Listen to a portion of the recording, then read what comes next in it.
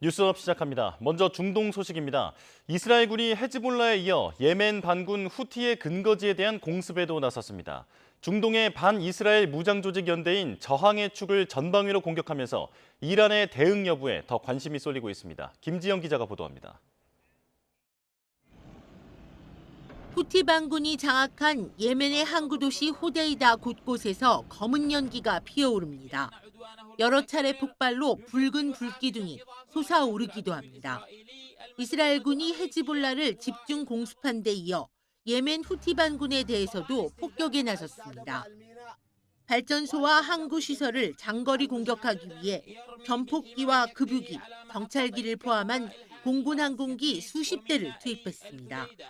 이번 공습은 지난 27일 후티 반군의 탄도미사일 공격에 대한 대응이라고 이스라엘 매체들은 전했습니다. תקיפה במרחק של 2,000 קילומטר בחודדה ובסביבתה, וההישגים, כמו שהם משתקפים לנו, הם מאוד מרשימים. והמשמעות היא ברורה. מי שמנסה לתקוף אותנו או לפגוע באזרחי ישראל ישלם מחיר כבד מאוד.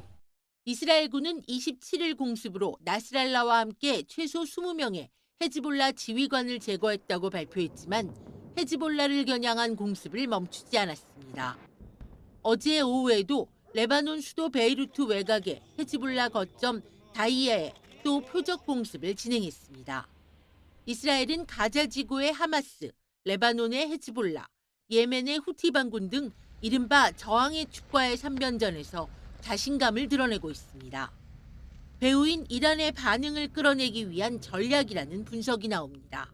And we must not allow Israel to create another Gaza in Lebanon.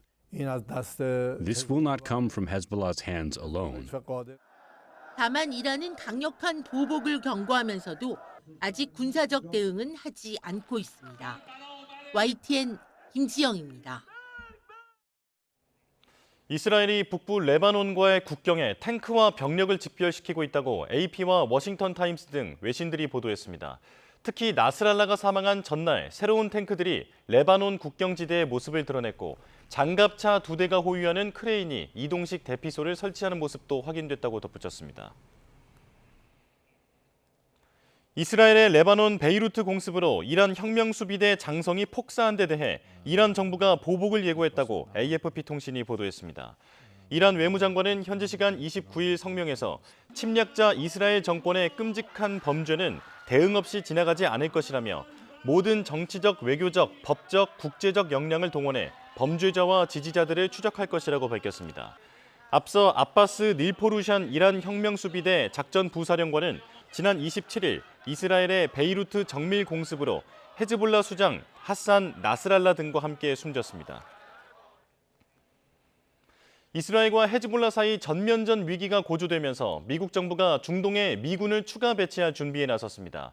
지난 4월 이란이 이스라엘에 보복 공격을 했을 때보다 더 많은 군사력을 이미 중동에 주둔시키고 있다고도 확인했습니다. 홍주혜 기자입니다.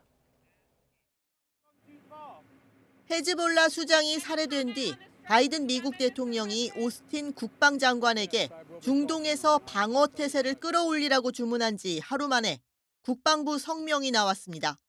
팻 라이더 대변인은 오스틴 장관이 미군을 추가로 배치하기 위한 준비 태세를 강화했다고 밝혔습니다.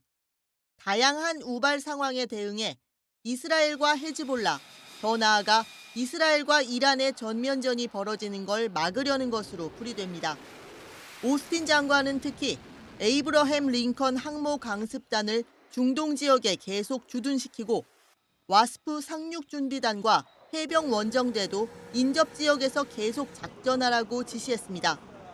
또 고공전투기와 공격편대로 상륙태세를 보완하면서 앞으로 며칠간 방어를 위한 항공지원 능력을 키우기로 했습니다. 다만 배치 규모와 범위는 구체적으로 밝히지 않았습니다.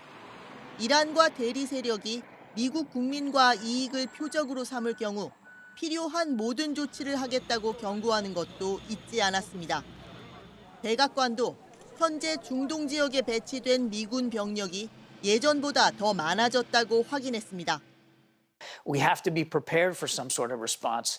We have to make sure that we are ready, and we are. We believe we have the force capability we need in the region. There's a contingency of additional forces in the region right now to help us with any possible contingencies that might come up. 커비 보좌관은 또 이스라엘이 헤즈볼라나 이란과 전면전을 벌여서는 북부 주민을 안전하게 귀환시킬 수 없을 거라고 진단했습니다. 그러면서 외교적 경로만이 올바른 해결책이라고 거듭 강조했습니다. YTN 홍주혜입니다. 이스라엘의 공세로 주요 지휘관을 잃은 헤즈볼라가 구심점을 다시 찾을 수 있을지 국제사회의 이목이 쏠리고 있습니다. 헤즈볼라의 움직임에 따라 중동 정세가 어떤 식으로든 요동칠 수밖에 없는 상황입니다. 권영희 기자입니다. 헤즈볼라는 이스라엘에 속절없이 당하고 있습니다. 고위급 사령관들의 암살과 통신기기 폭발에 이어 수장 나스랄라의 사망으로 큰 도전에 직면했습니다. 나스랄라 수준의 유능하고 카리스마 있는 지도자를 찾기란 쉽지 않습니다. 조직의 사기도 크게 떨어졌습니다.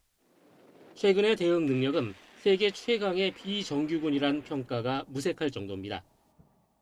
Hezbollah is going to have to do a great deal of restructuring in the coming weeks and months, and its future, perhaps for the first time since its founding in 1982, is in doubt.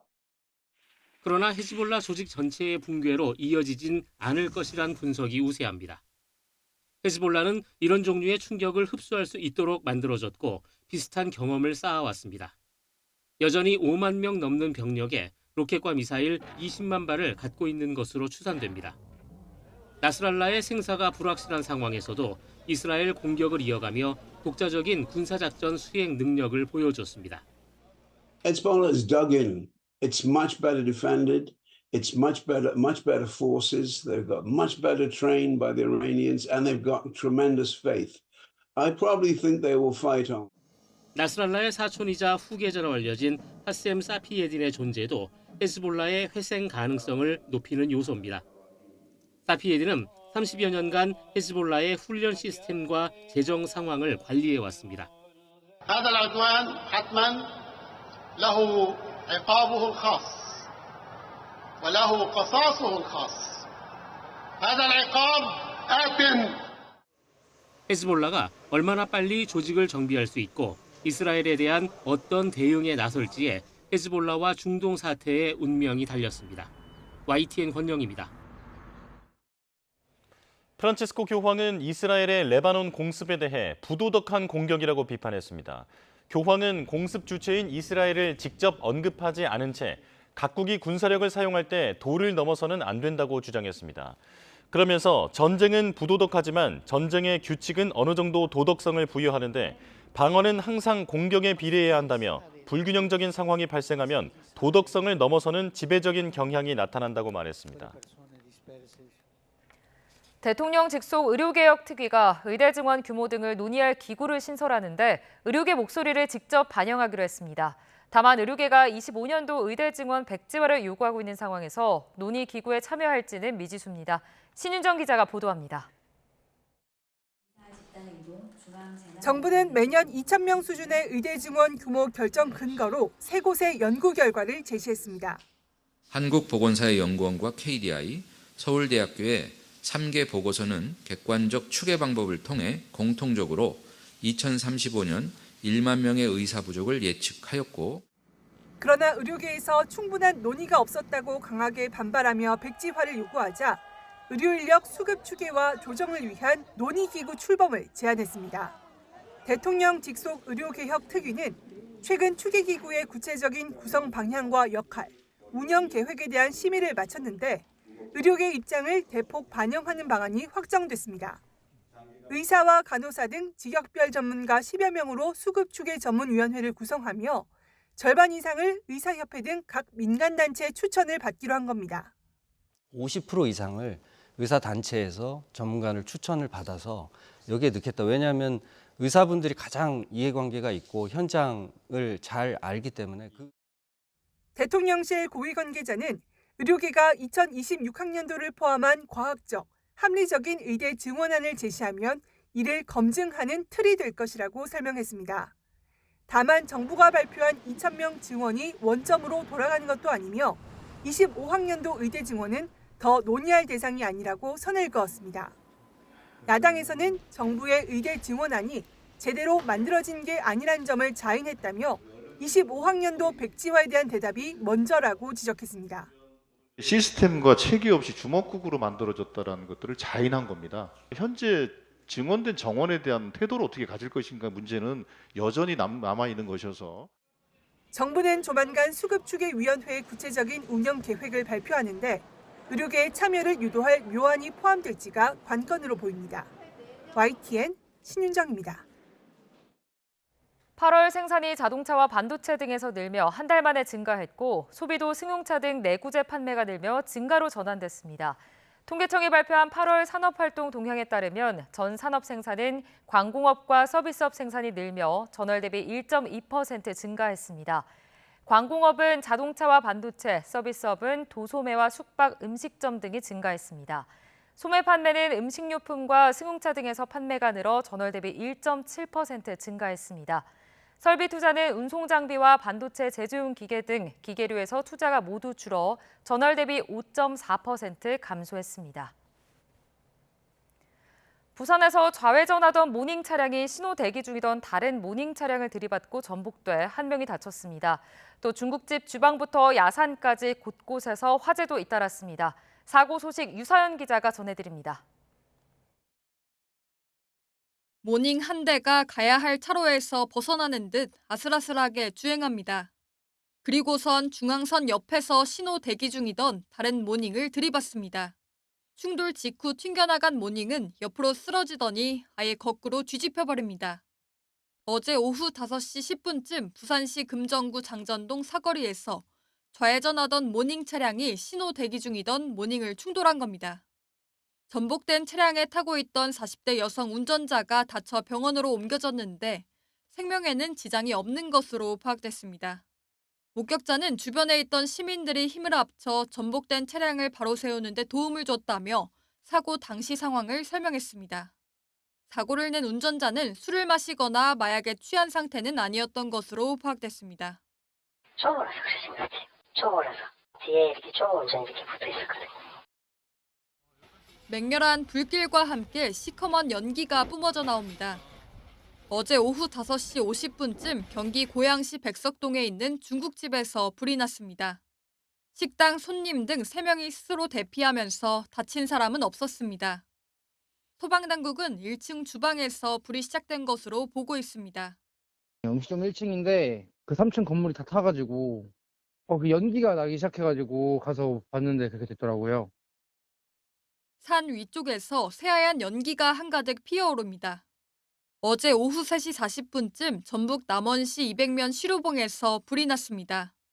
산림 소방당국은 산불 진화 헬기 등을 투입해 2시간 10여 분 만에 불길을 잡았고 다행히 다친 사람은 없었습니다. 경사가 급해 접근이 힘든 시루봉 8부 능선, 해발 416m 지점에서 불이 나 진화에 어려움을 겪었습니다. 당국은 감식반을 투입해 정확한 화재 원인과 피해 규모를 조사하고 있습니다. YTN 유서연입니다. 광주 무등산 국립공원 기슭에 있는 사찰 중심사에 불이 났습니다. 공양관 등 건물 2채가 불에 타고 한때 탐방로가 통제되기도 했습니다. 오점곤 기자의 보도입니다. 광주 무등산 국립공원을 찾는 탐방객이 가장 많이 출발하는 지점인 증심사. 이곳에 불이 났다고 신고가 들어온 건 오전 9시 51분쯤. 불은 공양간, 즉 식당 건물 쪽에서 시작됐습니다. 9월 29일 일요일 오전 광주광역시 동구 울림동 증심사 공양간 내부에서 원인 미상의 화재로 신고되었습니다. 불이 나자 소방당국은 관할 소방서 전체 인력을 동원하는 대응 1단계를 발령했습니다. 하지만 목조 건물인데다 수원지에서 끌어다 쓸 물이 부족해서 화재 진압에 일부 어려움을 겪었습니다. 화재 발생 3시간여 만에 큰 불길은 잡혔는데 공양관과 근처 생활관 등 건물 2채는 거의 다 불에 탔습니다. 다행히 국가보물 131호인 철조 비로전화불 좌상 등 주요 문화재는 화재 발생 지점과 거리가 있어서 훼손되지 않았습니다. 소방당국은 공양간의 우수관 용접 작업 중에 불이 시작된 것으로 보고 있습니다. 현재 추정 원인은 용접 작업 중 샌드위치 판넬에 불꽃이 튀어 화재가 발생하여 처마 밑으로 화재가 확산된 것으로 이 화재로 증심사 주변 탐방로의 등산객과 차량 통행이 한때 통제되기도 했습니다. 통일신라 때 창건된 증심사는 한국전쟁 때 소실된 이후에 1970년대에 복원된 광주 무등산의 대표 사찰입니다. YTN 오점곤입니다.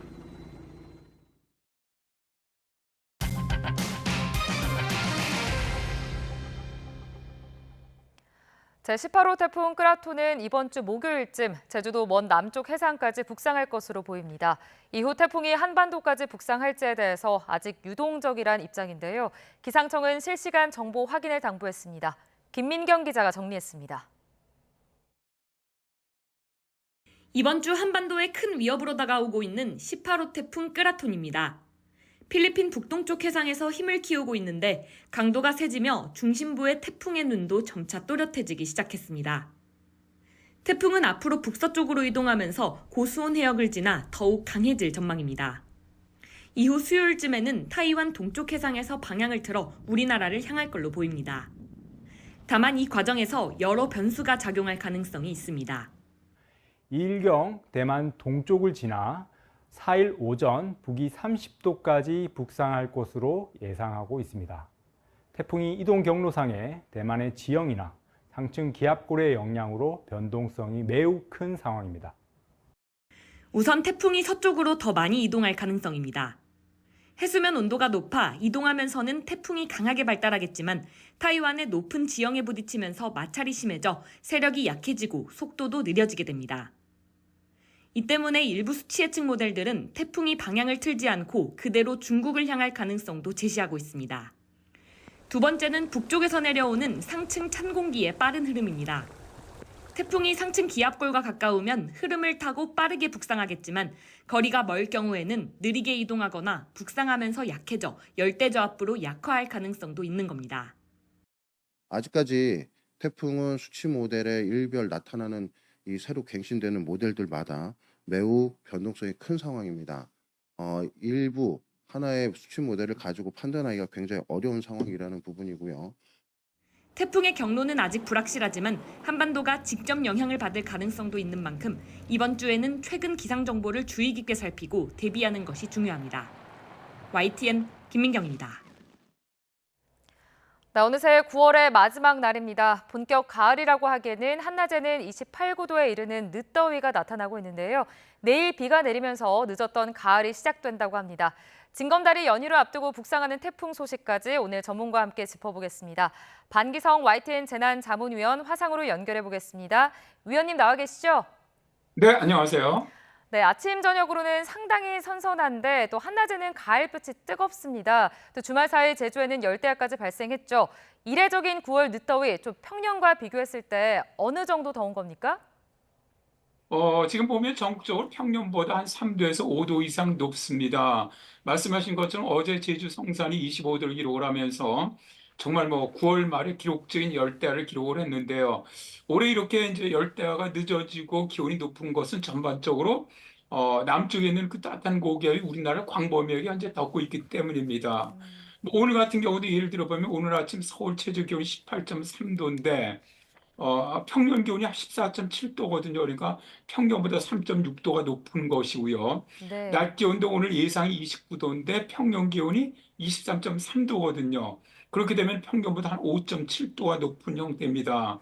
이렇게 계속 기온이 높은 상태가 지속되는 것은 일단 올해 지구의 대기가 엄청나게 가열이 돼 있고, 두 번째는 전 세계적으로 해수 온도도 높고 우리나라 해수 온도도 지금 2도 이상 높은 상태고요.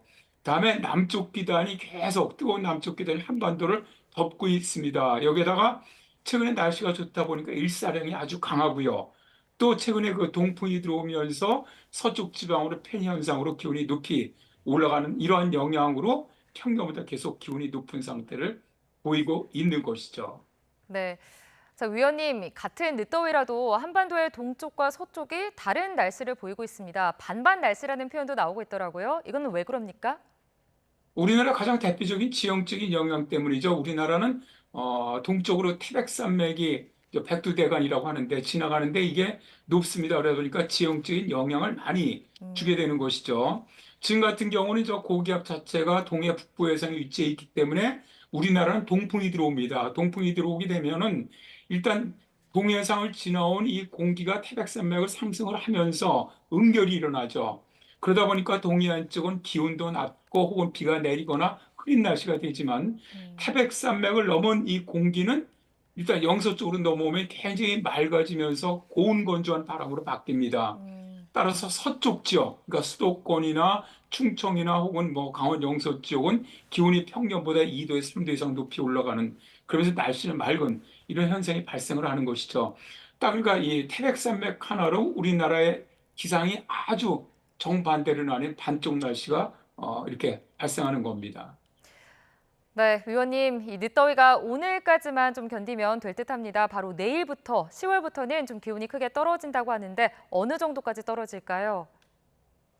이번에 기온이 큰 폭으로 떨어질 것 같습니다. 일단 지금 1.5km 상공 서울 상공 기온을 보면 오늘 현재가 12도인데 내일 모레 2일이죠. 가장 많이 떨어진 2일 아침에 3도까지 떨어집니다.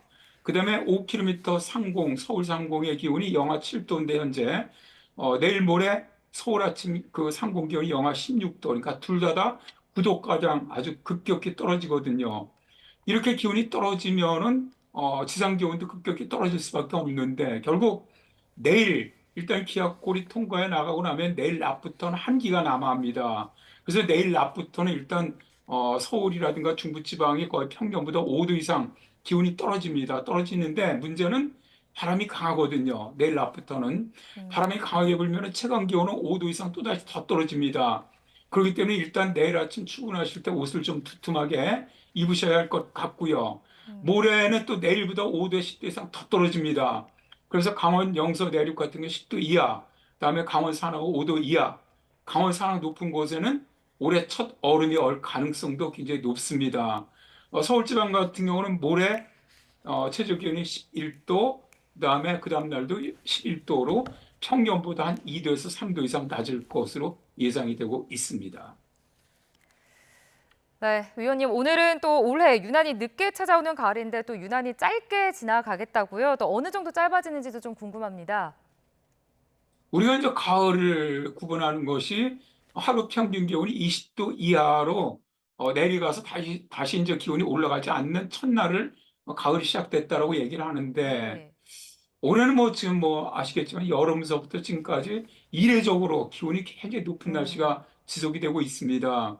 근데 어쨌든 내일 기압골이 통과하고 한파가 내립니다. 북쪽에 있는 아주 차고 건조한 공기가 내려오면서 일단 서울은 2일, 내일은 아침 기온이 높기 때문에 가을이라고 볼 수 없지만 모레서부터는 서울이라든가 그러니까 수도권을 포함해서 강원도 지역, 충청의 북부 지방은 2일부터는 일단 가을로 접어들지 않겠느냐 그렇게 보고 있고요.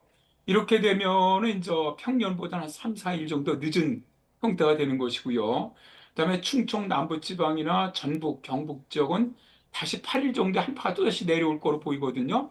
그럼 그때 가서 가을이 시작되는 것으로 보고 있고 가장 늦은 제주 같은 경우는 10월 한 20일 정도에 가면은 가을로 시작할 것이다 이렇게 보는데 지금 현재 지구온난화로 인해서 지금 계속 가을은 짧아지고 그러니까 늦게 시작을 하고 기간도 짧아지고 있거든요. 네. 그래서 올해 같은 경우는 또 현재 예상이 11월 중순 이후에 일단 한파가 시작할 거로 보고 있어요. 그렇다면 올 가을은 거의 한 달 내지 한 달 반 정도만 지속된 다음에 겨울로 가지 않겠느냐. 굉장히 짧은 가을이 될 가능성이 좀 있는 그런 해라고 예상이 됩니다. 자, 위원님께서 짚어주셨던 것처럼 11월부터 한파가 올 수 있다고 하고 또 이례적이었던 더위만큼 추운 겨울이 된다는 예측도 나오고 있거든요. 위원님께서는 좀 어떻게 전망하세요? 일단 올해 네. 이렇게 이제 좀 11월 중순 이후부터 추위가 와서 12월에 초겨울 한파가 올 것이라고 예상하는 가장 큰 이유는 현재 라니냐로 진행되고 있기 때문에 그렇습니다. 라니냐로 진행되게 되면 대개 11월 초까지는 북서태평양 해수 온도가 높아지면서 우리나라 따뜻한 경향을 보이지만 11월 중순 이후에는 일본 동부 쪽으로 저압부가 만들어져요. 그러면서 저하부가 만들어진 우리나라 쪽, 그러니까 우리나라 북서쪽에 있는 한기를 끌어내리는 이런 역할을 해줍니다. 그러다 보니까 좀 추워질 가능성이 있는 것이고요. 두 번째는 이제 북극 해빙이 지금 46년 동안의 위성 기록상 7번째로 얼음이 적습니다. 근데 특히 우리나라 겨울에 영향을 주는 이런 그 바다가 있거든요. 카라해라든가 이런 해에 그 얼음이 굉장히 적습니다. 현재. 그렇게 되면 우랄 산맥 쪽의 고압능이 발달하면서 우리나라 쪽 한기를 끌어내리는 역할을 할 수가 있거든요. 그래서 이런 것들이 대개 이러한 해에 발생할 때 대개 초겨울에 상당히 추운 그런 특징을 보이고요. 세 번째는 북극 해빙이 굉장히 적을 경우에는 실제로 이 북극에 있는 한기를 막아주는 제트 기류가 약해집니다. 그래서 남쪽으로 길게 사행에 내려올 수가 있거든요. 이게 이제 바로 12월에 우리나라 쪽 사행에 내려오면서 정체할 가능성이 큽니다. 대개 이제 라니아가 발생하고 초겨울 한파가 내려왔던 2021년, 2022년 같은 경우가 12월에 한 열흘에서 보름 정도 한파가 발생을 하면서 굉장히 추웠거든요. 네. 그래서 당시 2022년 같은 경우는 한강도 굉장히 역대 가장 빨리 결빙을 했던 이런 사례처럼 올해도 거의 기압계가 그렇게 흘러가지 않겠느냐. 그래서 12월까지는 한파가 좀 빨리 강하게 내려올 가능성이 있다고 보는 것이고요. 그 이후에 이제 올 겨울 1월이나 2월은 평년과 비슷하게 일단 저는 2월은 평년보다 약간 따뜻하게 예상을 하고 있습니다. 네. 짧은 가을인 만큼 좀 만끽을 해야 할 텐데요. 태풍 소식도 좀 짚어보겠습니다. 징검다리 연휴로 앞두고 태풍 소식이 있는데 이미 2개의 가을 태풍이 연이어 발생을 했습니다. 또 그중 18호 태풍 끄라톤이 한반도를 향할 가능성이 있다고 보고 있는데 어떻습니까? 현재 18호 네. 태풍 끄라톤이 마닐라 북쪽 630km 해상에 있고요. 현재는 중심 최대 풍속이 초속 43m로 강한 태풍이죠. 근데 문제는 지금서부터 이제 북상을 하면서 타이완 쪽으로 올라가면서 실제로 좀 더 발달할 것으로 봅니다. 왜냐하면 이쪽이 굉장히 해양 연료량이 높은 지역이거든요. 그래서 2일에서 3일 사이에 타이완 쪽에서 그 타이완 남해안을 따라서 방향을 바꿀 거로 봅니다.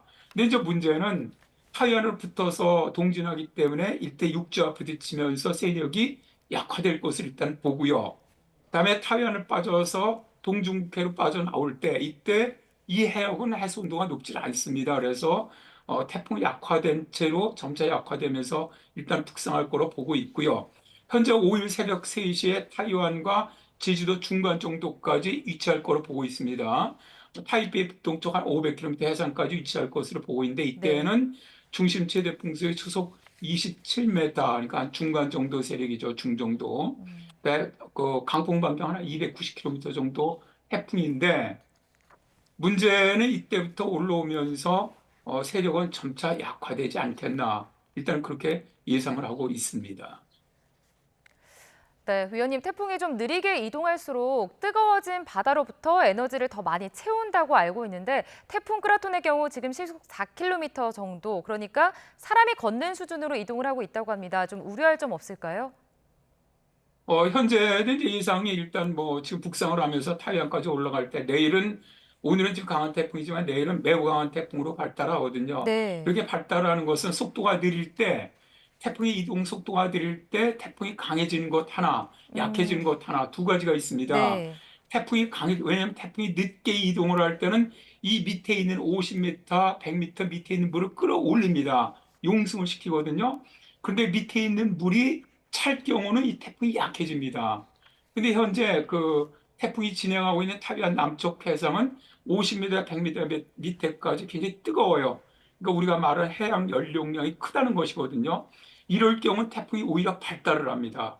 그러니까 이제 오늘서부터 북상을 하면서 내일은 매우 강한 태풍으로 일단 발달하는 것을 보고 있는 것이고요. 만일 그 밑에 있는 물이 차가울 경우는 용승 때문에 오히려 태풍이 약화되는 이런 현상을 보입니다. 그래서 일단 태풍이 타이완과 부딪혀서 동진해 나가면서 이동 속도는 빨라지긴 합니다. 그렇더라도 보통 통상 가을 태풍보다 빠르지는 않거든요. 이러한 경우에는 아까도 말씀드렸지만 일단 타이완을 지나서 어떤 해수 온도도 낮고 또 용승의 현상의 영향도 받고 그렇기 때문에 태풍이 우리나라 쪽으로 오면서는 태풍보다는 영향을 준다면 열대 저하풀에 영향을 주지 않겠나 일단 그렇게 예상이 되네요. 자, 위원님 그렇다면 좀 이 끄라톤의 진로 중에서 가장 높은 상황 중 가능성 높은 상황 중 최악과 최선의 진로를 좀 짚어주신다면요. 현재 각국의 태풍 진로는 5일 예보랍니다. 그러니까 네. 뭐 현재 그 타이완과 제주 중간 정도까지밖에 예상을 안 하는 것이고 아, 네. 그 이후에는 이제 많은 모델을 봐야 되겠죠. 10일 예상을 해주는 모델들을 보면은 현재 한국 기상청이 운영하는 킴, 그다음에 영국형 모델이 UM, 그다음에 미국 기상센서위원회 NCEP 이런 세 개의 모델은 현재 그 남부 쪽으로 우리나라 남부 쪽으로 지나는 거로 보고 있어요. 많은 모델들이 뭐 일단 뭐 지금 현재 북쪽에서 찬 공기가 내려오기 때문에 네. 중국으로 들어갈 확률은 그렇게 크지 않습니다. 그러니까 거의 방향을 바꿔 타이완 쪽에서 해서 이제 기상청 예상대로 한반도 쪽으로 이동하는 것이 맞다고 보고요. 그렇다면 세계 아주 주요한 모델들은 한국의 남부지방을 통과하는 것으로, 근데 이때도 열대 저압으로 대개 통과하는 것으로 예상하고 있고요. 유럽 중기청의 ECMWF는 남해안 쪽으로 통과하는 것으로 예상을 하고 있고요. 세 번째로 미국의 해양대기청이 사용하는 GFS나 독일 기상청이 사용하는 CMC 같은 경우는 먼 남해안 쪽으로 통과하는 것을 예상을 하는데 이거는 조금 8일까지 그러니까 중쪽으로 서해안 쪽으로 상륙을 하다가 8일 날 내려올 한기에 밀려서 내려가는 거거든요. 그렇다면은 지금 1일 한기가 내려와서 2일, 3일 정도 한기 영향을 주고 4일 날 한기가 약해지는 사이 이때라고 본다면 현재는 거의 뭐 모든 시어라든가 제트기류의 이동이라든가 양쪽 북쪽 고기압과 남쪽 고기압의 이동 그런 위치라든가 이런 걸 본다면 제가 보기에는 가장 주력적인 모델들이죠. 킴이라든가 뭐 UM이라든가 NCEP 쪽 그러니까 우리나라 남해안에서 남부지방으로 통과할 가능성이 가장 일단 높다고 보고요. 다만 아직도 앞에서 말씀드렸지만은 변동성은 여전히 있습니다. 제트기류가 진짜 어떻게 이동을 할 것이냐. 북쪽에 있는 찬 고기가 지금 내려오고 있는데 얼마만큼 더 내려와 갖고 이 태풍을 갖다 더 남쪽으로 밀어 내릴 것이냐. 아니면 남쪽에 있는 고기압이 좀 더 밀어 올릴 것이냐. 네. 이러한 변동적인 요소가 있기 때문에 앞으로 계속 기상청이 발표하는 태풍 정보를 좀 관심 있게 보셔야 할 것으로 판단하고 있습니다. 네, 다가오는 태풍 소식 잘 지켜봐야겠고요. 위원님, 또 내일뿐만 아니라 비 소식이 계속 있잖아요. 이번 주 날씨 좀 어떨까요? 일단 뭐 내일은 북쪽에서 한랭도에서 내려옵니다. 네. 비를 내리는 시간은 짧겠어요. 경기 북부는 뭐 6시에서 9시, 서울, 수도권을 포함한 강원 영서는 9시에서 12시, 충청은 대개 한 12시에서 15시, 그다음에 전라지방은 한 15시에서 18시 사이 정도 비가 내리고 경상남부 쪽으로는 비는 없고 흐리기만 할 것 같은데 일단 굉장히 빨리 지나가기 때문에 예상 강수는 5에서 한 10mm 정도 보고 있고요. 앞에서 말씀을 드렸죠. 문제는 내일 낮부터 한기가 내려오기 때문에 굉장히 추워진다는 것. 다음에 바람이 강합니다. 내일 낮부터는. 그렇기 때문에 체감 기온이 뚝 떨어집니다. 그게 일단 제일 이슈고요. 모레는 또 내일부터 기온은 더 하강을 합니다. 5도, 10도 이상 더 하강을 하고요. 그리고 그 다음 날 2일 날은 평년보다 이제 기온이 더 떨어지죠. 그리고 나서 3일 날은 일단 평년 기온으로 거의 회복되지 않겠나 일단 예상을 하고요. 그 이후에 4일부터는 그러니까 3일 날씨부터는요. 지금 태풍의 진로에 따라서 변경될 가능성이 높습니다. 현재 예보는 충청 지역까지 비가 오는 것으로 예상을 하고 있습니다. 3일 날 흐려져서. 근데 문제는 끄라톤이 어느 쪽으로 가느냐에 따라서 네. 3일 이후에 날씨는 좀 변동 가능성이 있는데 일단 3일은 끄라톤의 전단부에 만들어진 비구름대 영향으로 충청 이남까지는 비 가능성이 굉장히 높고요. 4일 이후부터 주말까지는 끄라톤이 만일 남부지방으로 들어온다면 거의 이번 주말은 비가 내릴 가능성이 굉장히 높습니다. 그래서 역시 또 만일 남부지방으로 들어온다면 사실 남부지방은 호우가 가능성도 굉장히 높거든요. 그렇기 때문에 지자체라든가 정부라든가 또 국민들은 태풍이 열대 저압으로 약화되더라도 우리나라는 지난번 플라산이 들어오면서 남부지방에 엄청난 네. 호우를 내렸지 않습니까? 이럴 가능성이 또다시 있기 때문에 제주라든가 남해안이라든가 동해안이라든가 남부지방은 각별히 좀 미리 대비를 했으면 좋겠네요. 네, 알겠습니다. 여기까지 듣겠습니다. 오늘 반기성 YTN 재난자문위원과 함께 날씨 소식 짚어봤습니다. 위원님 오늘 말씀 고맙습니다. 네, 감사합니다.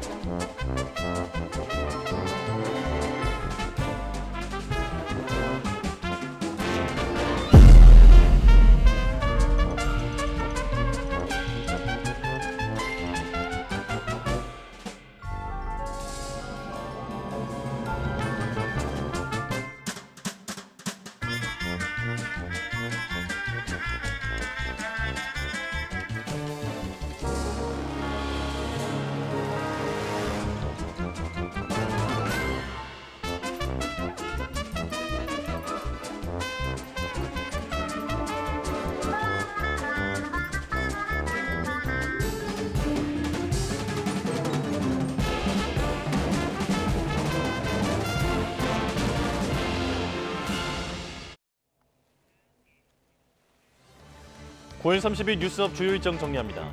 더불어민주당 이재명 대표의 위증교사 혐의 1심 재판 절차가 사실상 마무리됩니다. 선고는 늦어도 11월 안에는 이뤄질 것으로 보이는데 앞서 공직선거법 재판의 1심 선고 역시 11월 15일로 예정된 만큼 11월이 이 대표 사법 리스크의 분수령이 될 전망입니다. 음주 뺑소니 혐의로 재판에 넘겨진 가수 김호중 씨에 대한 결심 공판이 오늘 열립니다. 김 씨는 특가법상 위험 운전치상 등 혐의로 기소됐지만 음주운전 혐의는 빠져 검찰 구형량에 관심이 쏠립니다. 이태원 참사 당시 부실 대응으로 피해를 키운 혐의 등으로 기소된 이임재 전 서울 용산경찰서장과 박희영 용산구청장에 대한 1심 선고가 오늘 나옵니다. 앞서 검찰은 이 전 서장과 박 구청장에게 각각 징역 7년을 선고해달라고 재판부에 요청했습니다. 최상목 부총리 겸 기획재정부 장관과 이창용 한국은행 총재가 만나 경제대책을 논의합니다. 다음 달 11일 한은 통화정책 방향회의를 앞두고 물가와 가계부채 등 금리 인하의 주요 변수가 다뤄질 전망입니다. 뉴스업 주요 일정이었습니다. 정치권 소식입니다. 이번 주 윤석열 대통령이 김건희 여사 특검과 최상병 특검법의 제2요구권, 즉 거부권을 행사할 것이란 전망이 나옵니다. 야당은 김 여사 의혹을 국정농단에 빗대며 특검 수용을 거듭 압박했고 여당은 야당의 스토킹에 가까운 공세는 이재명 대표 방탄을 위한 술수에 불과하다고 깎아내렸습니다. 김다연 기자가 보도합니다. 야당 주도로 국회 본회의를 통과한 김건희 여사 특검법과 최상병 특검법, 지역화폐법에 윤석열 대통령의 거부권 행사가 임박했다는 관측이 나옵니다. 민주당은 특히 도이치모터스 주가 조작 의혹과 명품 가방 수수 사건, 공천 개입 의혹 등 8가지를 수사 대상으로 포함하는 김건희 여사 특검법을 중심으로 전선을 넓히고 있습니다. 검찰의 무혐의 처분이 전망되는 명품 가방 사건을 겨냥해 권력기관들이 김 여사 면죄부 발급 기관으로 전락했다고 비꼰대에 이어 최근 불거진 공천 개입 의혹을 국정농단에까지 빗댔습니다. 특검법 거부는 통제불가 무소불위 비선출 권력인 대통령 부인의 국정농단에 대한 방조 행위입니다. 거부권 치트키도 이제 한계입니다. 떳떳하다면 특검법을 의원이 수용하면 됩니다. 여기에 법안이 국회로 돌아온다면 주말이라도 재표결을 위한 본회의를 열겠다고 예고한 상황. 국민의힘은 여당뿐만 아니라 국회의장까지 쓸모없는 존재로 만드는 거라고 맞받았습니다. 특히 민주당이 특검에 매달리는 이유는 그저 이재명 대표의 사법 리스크로부터 시선을 돌리고 재보궐선거에서 우위를 점하기 위한 정치적 술수라고 반발했습니다. 야당의 특검 공세가 번번이 실패에 그쳤던 건 의혹의 근거가 미약할 뿐 아니라 실체가 없었기 때문이라고도 주장했습니다. 대통령 부인을 향한 스토킹에 가까운 야당의 특검 공세는 이미 여러 차례 펼쳐졌습니다. 정치 공세를 위해 꾸며진 루머였거나 검찰 수사를 통해 혐의 없음으로 소명된 사안들입니다. 다만 당내에서도 김 여사의 사과나 입장 표명이 필요하다는 의견이 나오는 만큼 무조건 방어막을 치기보다 특검 자체의 부당함에 방점을 찍는 분위기입니다. 재표결에서 특검법이 통과되려면 국민의힘 의원 108명 가운데 8명이 찬성표를 던져야 합니다. 여당은 이탈표는 없을 거로 자신하고 있지만 다음 달 국정감사에서 야당의 파상 공세가 예상되고 당내 계파 갈등의 최대 뇌관으로도 꼽히는 김 여사 논란은 여권의 큰 부담으로 남을 수밖에 없습니다. YTN 김다연입니다.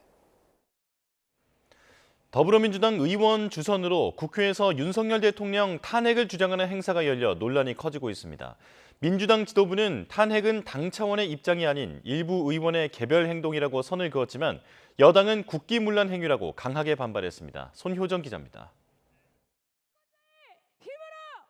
지난 27일 시민사회가 주최한 탄핵의 밤 행사가 열린 곳은 다름 아닌 국회였습니다. 윤석열 대통령을 올해 안에 탄핵하자는 취지로 진행된 행사인데 민주당 강득구 의원이 장소 대관에 도움을 준 것이 알려지며 논란이 불거졌습니다. 윤석열 정권을 무너뜨리고 대한민국의 새로운 봄을 만들어 주십시오. 감사합니다. 여권을 중심으로 반헌법적인 행사를 국회에서 열도록 주선했다는 비판이 쏟아지자 민주당 지도부는 일단 진화에 나섰습니다. 당 차원에서 대통령 탄핵을 논의한 적이 한 번도 없다며 일부 의원의 개별 행동이라고 선을 그은 겁니다. 또 탄핵이 당의 입장인 것처럼 오해가 발생하지 않도록 자제령을 내릴 필요가 있다고 강조했습니다. 민주당 입장인 것처럼 오해가 발생하지 않도록 그 활동에 따라서 지도부 차원에서 논의를 해서 대응책을 마련해야 된다 이렇게. 지도부가 강 의원의 행사 주선을 간접적으로 만류한 것으로 전해졌지만 한편으론 의원들의 자유로운 의사 표현을 일일이 막을 순 없다는 부담감도 엿보입니다. 여권은 일제히 강 의원과 야권의 비판 수위를 한껏 끌어올렸습니다. 위헌, 위법적인 국기 문란 행위라며 국민의 대표를 자처하는 야당 의원이 탄핵 선동에 나선 게 경악스럽다고 비난했습니다. 강 의원 제명을 촉구한 데 이어 국회 안에서 반헌법적 행사를 개최한 데 반드시 제재를 가해야 한다고 목소리를 높였습니다. 국회의원 신분으로서 국회 안에서 행사가 이루어지도록 대관을 해주고 그에 따른 책임은 피하겠다? 이것은 무책임하고 비겁한 정치다 이렇게 생각합니다. 강 의원은 기자회견을 자처해 탄핵 문제를 지도부와 논의한 게 아니라면서도 향후 추진 가능성은 열어뒀습니다. 지도부의 나름대로 고민도 마음속에 새기면서 함께 입장들을 조율해 나가도록 하겠습니다. 민주당 지도부는 자칫 당내 일각의 탄핵 추진 기류가 다음 달 재보궐선거에 역풍으로 작용하진 않을지 우려하고 있습니다. 당내 강경파의 목소리가 정치적 부담으로 작용하고 있다는 분석입니다. YTN 손효정입니다. 이재명 더불어민주당 대표의 위증교사 혐의 1심 결심 공판이 오늘 진행됩니다. 공직선거법 재판에 이은 두 번째 결심인데 늦어도 11월 안에는 1심 결과가 나올 것으로 보입니다. 김철희 기자가 보도합니다. 지난해 10월 더불어민주당 이재명 대표는 위증교사 혐의로 재판에 넘겨졌습니다. 이 대표가 2018년 경기도지사 후보 토론회에서 과거 벌금형이 확정된 검사 사칭 사건을 누명으로 표현한 게 발단이었습니다. 제가 한 게 아니고 PD가 사칭하는데 제가 옆에 인터뷰 중이었기 때문에 제가 그걸 도와줬다는 누명을 썼습니다. 이후 허위사실 공표 혐의로 재판을 받게 된 이 대표가 증인이었던 김진성 씨에게 유리한 증언을 청탁했다는 게 검찰 판단입니다. 김 씨가 이 대표와 여러 번 통화한 뒤 이 대표 측 증인으로 출석해 위증했다는 겁니다. 김 씨는 재판 초반부터 혐의를 인정하고 있지만 이 대표 측은 전면 부인하고 있습니다. 김 씨에게 기억을 되살려 달라고 했을 뿐 허위 증언을 부탁한 건 아니란 겁니다. 그러면서 검찰이 통화 녹취록의 극히 일부분만 제시해 공소 사실을 왜곡한다고 비판하고 있습니다. 위증교사 재판의 1심 선고 공판은 이르면 다음 달, 늦어도 11월 안에는 열릴 것으로 보입니다. 공직선거법 재판의 1심 선고 역시 11월 15일에 예정된 만큼 다가오는 가을이 이 대표 사법 리스크의 분수령이 될 전망입니다. YTN 김철입니다. 전남 순천 도심에서 10대 여성 청소년을 흉기로 살해한 혐의를 받는 30대 남성의 신상 정보 공개 여부가 오늘 결정됩니다. YTN이 범행 장소 인근에서 한 남성이 맨발로 웃으며 배회하는 영상을 확보했는데 이 남성으로 추정됩니다. 임예진 기자입니다. 지난 26일 새벽 1시쯤 순천 신흥초등학교 인근 골목. 검은 옷을 입은 남성이 맨발로 걸어갑니다. 고개를 옆으로 휙 돌리더니 입꼬리를 올리며 활짝 웃습니다. 30대 남성 A씨가 일면식도 없는 10대 여학생을 흉기로 살해한 지 13분 뒤 인근 CCTV에 찍힌 장면입니다. 자신이 운영하던 식당에서 만취한 상태로 흉기를 들고 나온 A씨는 범행을 저지른 뒤 사건 현장에 흉기를 버리고 달아났습니다. 술에 취한 채 거리를 배회하던 A씨는 행인과 시비를 벌이다 사건 발생 2시간 20분 만인 새벽 3시쯤 신고를 받고 출동한 경찰에 체포됐습니다. 네, 죄송합니다. 당시 기억이 전혀 안 나세요? 네, 술은 얼마나 마셨어요? 한 4병 정도 먹었습니다.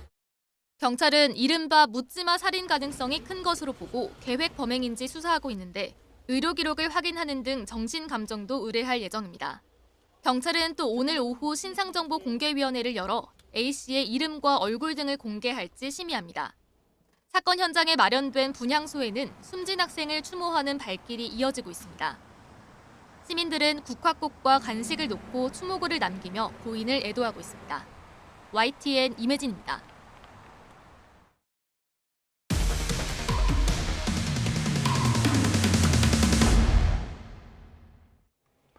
천억 원대 돌려막기 사기 의혹이 불거진 아트테크 업체 갤러리K는 재무 설계사나 보험 설계사까지 동원해 투자를 유도한 것으로 확인됐는데요. 설계사들은 투자금의 일부를 수수료로 받으며 상품을 팔았는데 이들을 믿고 투자한 대기업 직원 수십 명도 피해를 본 것으로 확인됐습니다. 양동훈 기자가 단독 보도합니다. 돌려막기 사기 의혹이 불거진 갤러리K 투자자들의 추정 피해액은 최소 1,000억 원에서 2,000억 원이 넘을 거라는 추측이 나옵니다. 피해가 커진 배경에는 업체의 적극적인 홍보가 있었습니다. 유명 연예인을 내세워 광고한 건 물론 재무 설계사나 보험 설계사까지 동원해 투자를 유도한 것으로 확인됐습니다. 업체 내에 이들로 구성된 판매팀이 있을 정도였습니다.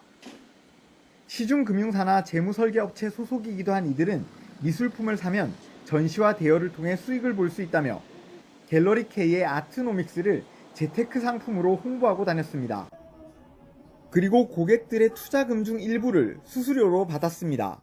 제가 여유 자금이 좀 생겨가지고 그 자금을 재무 컨설팅을 받고 싶어서 상담 의뢰를 했다가 방문을 해서 그 딜러를 만나게 되었고요. 첫 방문 때는 그냥 정말 재무 상담을 받는 것처럼 상담을 했어서 유명 금융회사 소속 보험 설계사의 권유로 10억 원 넘게 투자했다 피해를 본 경우도 있습니다. 일부 대기업에서는 외부 재무 설계 업체와 연계해 직원들이 무료 상담을 받을 수 있는 사내 복지 서비스를 제공하기도 했는데 이렇게 만난 재무 설계사들의 소개로 상품에 가입한 경우도 수십 명에 달하는 것으로 확인됐습니다. 사내에 있는 복지 서비스인 재무상담 서비스를 신청을 했었고 재무상담사를 연결을 해줬어요. 제가 가지고 있는 목돈 9천만 원을 전부 다 투자를 했고 유명 금융회사 소속이거나 대기업 직원들을 대상으로 대규모 영업을 하는 설계사들의 권유인 만큼 의심 없이 투자한 경우가 많았습니다. 소비자들 입장에서는 완전히 생소하게 아트테크라는 거를 접하는 게 아니라 그분들을 통해서 뭔가 다른 상품을 가입을 한 적이 있고 이렇게 어느 정도 신뢰도가 있는 딜러분들을 일부러 이용을 하거든요. 하지만 재무 설계사들이 속한 업체들은 프리랜서인 이들이 판매하는 상품의 위험성 여부까지 확인하는 건 어렵다는 입장입니다. 다만 불법이나 부적절한 행위가 확인되면 설계사들을 해촉하는 등 강경 대응하겠다고 밝혔습니다. 재무 상담 서비스를 이용했다 피해를 본 직원들이 생긴 기업에서는 실태 조사에 나섰습니다. 피해 규모와 경위를 확인하고 직원들을 도울 방법은 없는지 검토하고 있다고 설명했습니다. YTN 양동훈입니다. 지난해 말 외국 관광객 바가지 논란이 일었던 광장시장에 외국인들을 위한 QR 메뉴판이 도입됐습니다. 하지만 카드 결제나 정량 표시제 등 추진하기로 했던 다른 개선책은 제자리 걸음인 걸로 보여 달라진 게 없다는 지적이 나옵니다. 정현우 기자가 현장에 다녀왔습니다. 15,000원짜리 모듬전이지만 나온 전의 개수는 불과 10개 남짓. 지난해 12월 한 유튜브 영상을 계기로 광장시장은 외국인 관광객 바가지 논란에 휩싸였습니다. 이거 15,000원이지? 아, 뭐 이유가 있겠지. 9달이 지난 지금은 달라졌을까? 우선 지자체 주도로 대부분 노점에 QR 메뉴판이 생긴 게 눈에 띕니다. 휴대전화로 QR코드를 찍으면 음식 사진과 가격을 확인할 수 있고 원하는 메뉴를 고르자 계산할 총액까지 표시됩니다. 여러 다른 언어로 번역도 되고 사진으로 음식도 확인할 수 있어 외국인 관광객들은 바가지 걱정을 다소 덜 수 있습니다. I think that for a tourist is important because it's pretty clear what you are eating and what you are paying. There is the price. No, I think that they were pretty much the same, no, from the picture. 하지만 신용카드로 결제하는 건 여전히 어렵습니다. 단말기가 있는데도 카드를 안 받기도 합니다. 카드 결제. 아, 계좌 이체만 돼요? 수수료 때문에요? 아니. 기기 사용이 미숙하시다 뭐 이런 거. 취재진이 직접 확인한 가게 5곳 가운데 3곳이 카드 결제를 거부했습니다. 지난해 말 신뢰 회복을 약속하며 도입을 추진하겠다고 한 정량 표시제도 지지부진해 보입니다. 음식 중량과 가격을 써둔 가게를 찾는 건 쉽지 않았습니다. 상인회는 카드를 받지 않은 경우는 단말기에 익숙하지 않기 때문이라고 해명합니다. 이번 달 초부터 대부분 노점에 카드 단말기가 도입되기 시작해 나이가 있는 상인 상당수가 아직 사용이 미숙하단 겁니다. 또 정량 표시제는 지자체가 일방적으로 밀어붙인 거라며 사실상 지키기 어려운 대책이란 입장입니다. 서울시에서 그것을 정량제를 한다라고 보도자료를 낼 적에 우리가 못 내겠어요. 족발은 이미 하나 딱 형성이 나왔는데 이게 뭐 중량이 됐든 정량이 됐든 얼마라고 규정할 수 없잖아요. 한류 먹거리 명소로 꼽히는 광장시장. 달라지겠다는 약속이 빈말이 되지 않기 위한 변화의 노력이 아직은 부족해 보입니다. YTN 정윤우입니다. 어린이 급식관리지원센터 영양사들은 소규모 어린이집, 유치원 등의 급식 환경을 지도 점검하며 책임지는 천병 역할을 하고 있습니다. 이를 위해 도서 벽지라도 찾아가는 때가 많지만 최저임금에도 못 미치는 낮은 임금에 긍지마저 사라진다고 토로합니다. 윤성훈 기자가 현장을 다녀왔습니다. 안산의 유치원에서 집단 식중독 증상이 나타난 원아와 가족 등이 106명으로 늘어났습니다.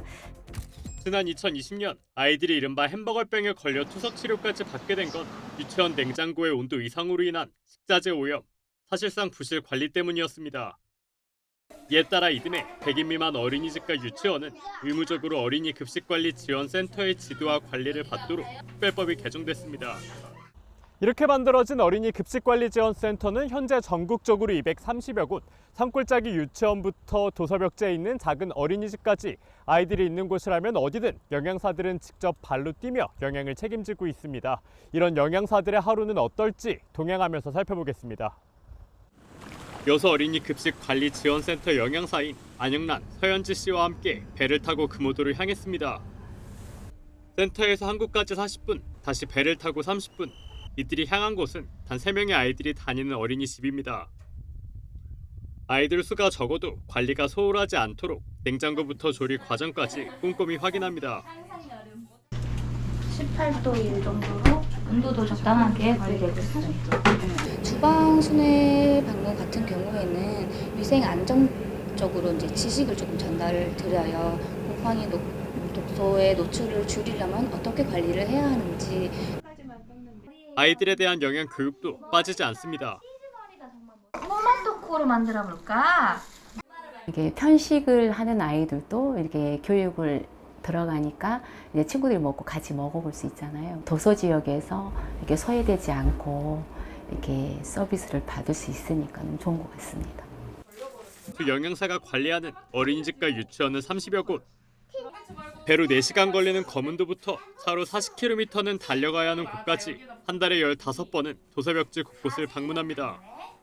보람을 안고 고된길을 나서지만 처우는 열악하기만 합니다. 횟수와 상관없이 한 달에 3만 원으로 정해진 출장 수당 등을 다 합쳐도 한 달에 받는 돈은 올해 최저임금 월급인 206만 원을 조금 넘는 수준입니다. 아이들을 사랑하는 마음으로 다니고는 있지만 기본급이 201만 원인데 이렇게 출장 수당이랑 이런 걸 다 받아도 204만 원 정도라서 최저시급도 되지 않거든요. 그래서 그게 좀 아쉬운 점이 많은 것 같습니다. 처음에는 이제 긍지를 가지고 일을 하다가 조금씩 지쳐가면서 그런 부분에 있어 많이 좀 애로사항이 많다, 좀 힘들다라고 하시더라고요. 사정은 도심 지역도 마찬가지입니다. 서울에 있는 어린이 급식관리지원센터 영양사의 68%가 최저임금에 못 미치는 기본급을 받고 있습니다. 아이들 먹거리 안전을 이들의 사명감에만 기대는 건 아닌지 처우 개선을 위한 고민이 필요해 보입니다. YTN 윤성훈입니다. 단돈 100원으로 든든한 아침 식사를 할 수 있다면 어떨까요? 충남의 한 대학교에서 고물가 속 학생들의 부담을 덜어주기 위해 실제로 아침밥을 100원에 제공하고 있는데요. 지갑이 얇은 학생들의 큰 호응을 얻으며 지역 경제에도 도움이 되고 있습니다. 김기수 기자가 전해드립니다. 이른 아침 학생들이 식당 앞에 줄지어 서 있습니다. 키오스크에서 아침밥 메뉴를 선택하고 식권을 뽑아 식당 안으로 들어갑니다. 자율배식 코너에 차려진 음식을 식판에 하나둘 담습니다. 든든한 아침 밥상 단돈 100원으로 먹을 수 있습니다. 순천향대학교가 아침 8시부터 학생들에게 제공하는 100원의 아침밥입니다. 100원의 아침밥은 매일 200명의 학생에게 제공되는데요. 학생들의 취향을 반영한 반찬으로 구성되어 있습니다. 지갑이 얇아 늘 식비가 고민인 대학생들은 부담 없이 사 먹을 수 있는 아침밥이 반갑게 원합니다. 아침을 차려 먹기도 힘들고 밖에서 사 먹기에도 안 열었을 때가 많은데 1교시 할 때는 그래서 학교에서 이렇게 100원에 아침밥을 주니까 정말 합리적이고 되게 좋은 것 같아요. 밥을 챙겨 먹다 보니 수업 집중력도 더 올라갑니다. 반찬도 다양하고 엄마 밥보다 맛있어서 되게 자주 오게 되는 것 같습니다. 아침을 먹고 수업을 들으니까 확실히 집중력도 올라가고 평소 아침을 제대로 챙겨 먹기 힘들어 끼니를 건너뛰는 경우도 많았는데 단돈 100원이면 해결할 수 있어 매일 식당을 찾기도 합니다. 아침을 잘 안 먹었었어요. 근데 학교에서 100원의 아침밥을 주다 보니까 저도 아침을 100원이라면 챙겨 먹어야겠다라는 생각도 들고 대학에서 충남 지역 쌀을 구매하면 충남도와 농협에서 구매 금액의 30%를 지원해 재료값 등 비용을 절감할 수 있습니다. 이를 통해 학생들에겐 값싸면서도 알찬 밥상을 챙겨줄 수 있고 동시에 쌀 소비를 늘려 지역 경제에도 도움을 주고 있습니다. 지역 쌀 소비 촉진과 그다음에 학생들의 아침밥 먹이기 운동을 함께 하고 있습니다. 그래서 지역 정책에 도움이 될 수 있는 그러한 활동을 2012년 전국 최초로 벌인 1,000원의 아침밥 캠페인에 이어 이번엔 100원의 아침밥까지 고물가의 이런저런 비용이 늘 부담인 학생들에게 든든한 후원자가 되고 있습니다. YTN 김기수입니다. 훈육이냐 학대냐, 아동에 대해 학대 여부를 판단하기 모호한 상황이 많습니다. 최근 경찰이 이런 상황에서 참고할 수 있는 기준을 마련했습니다. 직접 살펴보겠습니다. 자, 먼저 비교적 판단이 명확한 상황부터 살펴보죠. 아동이 양치하다가 소리를 질렀다는 이유로 화가 나 아동의 왼쪽 뺨 부위를 때렸다면 이는 신체적 학대로 볼 수 있을까요? 재판부의 판단은 그렇답니다. 훈육 목적이라도 감정을 주체하지 못하거나 다른 방법을 고민하지 않고 때리는 행위가 발생했다면 신체적 학대로 볼 여지가 있습니다. 자, 그렇다면 이 경우는 어떨까요? 재작년 2월에 있었던 일입니다. 이동하는 차량 안에서 아동이 고집을 부리며 물건들을 차창 밖으로 던지고 친모의 머리카락을 잡고 흔들자 손바닥을 이용해 폭행하고 차량에서 내리게 한 일이 있었는데요. 이 경우 재판부의 판단은 달랐습니다. 이동하는 차량에서 문을 여는 행위는 위험한 상황이었고 이를 멈추기 위해 때리며 교육한 건 정상적인 훈육이라고 볼 수 있다는 겁니다. 지침서에서는 폭행에 긴급한 필요가 있는지 그리고 다른 방법을 사용할 여지가 있었는지를 주요 판단 기준으로 제시하고 있습니다. 자, 정서적 학대에 대해서도 살펴보겠습니다. 한 계모가 아동의 휴대전화로 보기 싫다는 내용의 문자를 보낸 사례와 유튜브 방송을 본다는 이유로 강제로 마늘과 양파를 먹인 사례 모두 정서적 학대로 볼 수 있습니다. 하지만 정서적 학대에 대한 판단이 갈린 경우도 있었는데요. 한 학생이 수업 진도를 따라오지 못하자 교사가 학교 안 다니다 온 애 같아 1, 2학년 때 공부 안 하고 왔다 갔다만 했나 봐라고 말한 것을 두고 법원은 정서적 학대로 인정했습니다. 자, 반면 이런 경우는 어떨까요? 떠들었다는 이유로 너 감금이야 라면서 수업이 끝난 후 교실에 남아 밖으로 나가면 안 된다고 말한 사례인데요. 법원은 정서적 학대로 인정하지 않았습니다. 교실 안에서의 행동을 크게 제약하지 않았고 또 다른 학생들의 진술을 볼 때 분위기가 지나치게 강압적인 건 아니었다는 게 이유였습니다. 아동에 대한 행동이 훈육일지 학대인지가 헷갈린다면 지금 행동 지침서를 살펴보는 건 어떨까요?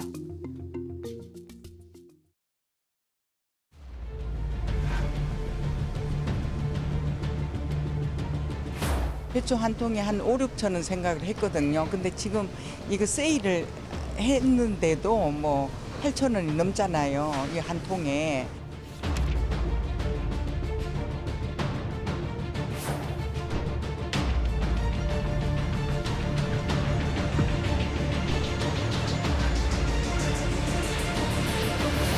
가격이 너무 오른 것 같아서 사실 그래도 우리 뭐 소비자들은 먹을 수밖에 없잖아요.